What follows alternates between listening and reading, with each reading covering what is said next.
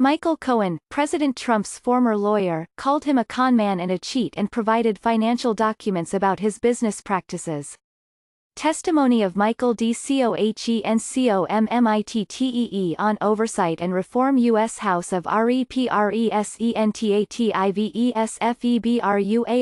27, 2019 Chairman Cummings, Ranking Member Jordan, and members of the committee, thank you for inviting me here today. I have asked this committee to ensure that my family be protected from presidential threats, and that the committee be sensitive to the questions pertaining to ongoing investigations. Thank you for your help and for your understanding. I am here under oath to correct the record, to answer the committee's questions truthfully, and to offer the American people what I know about President Trump. I recognize that some of you may doubt and attack me on my credibility.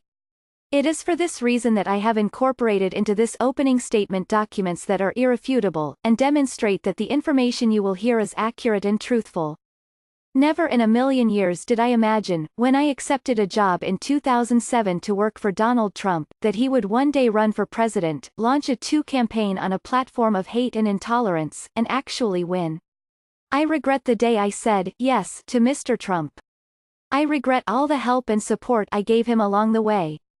I am ashamed of my own failings, and I publicly accepted responsibility for them by pleading guilty in the Southern District of New York. I am ashamed of my weakness and misplaced loyalty, of the things I did for Mr. Trump in an effort to protect and promote him. I am ashamed that I chose to take part in concealing Mr. Trump's illicit acts rather than listening to my own conscience. I am ashamed because I know what Mr. Trump is.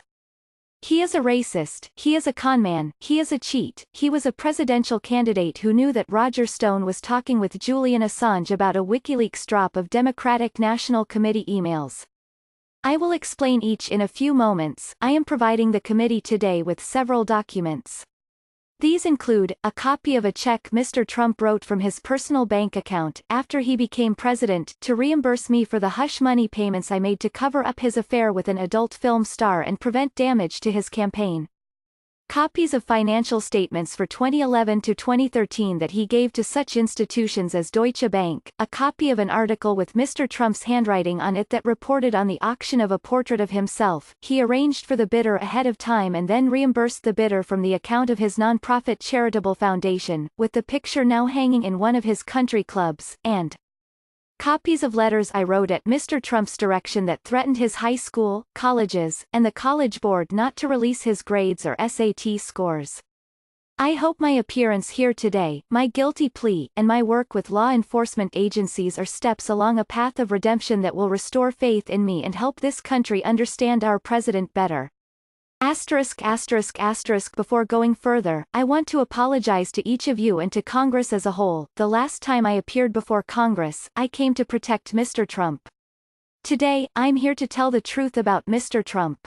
I lied to Congress about when Mr. Trump stopped negotiating the Moscow Tower project in Russia.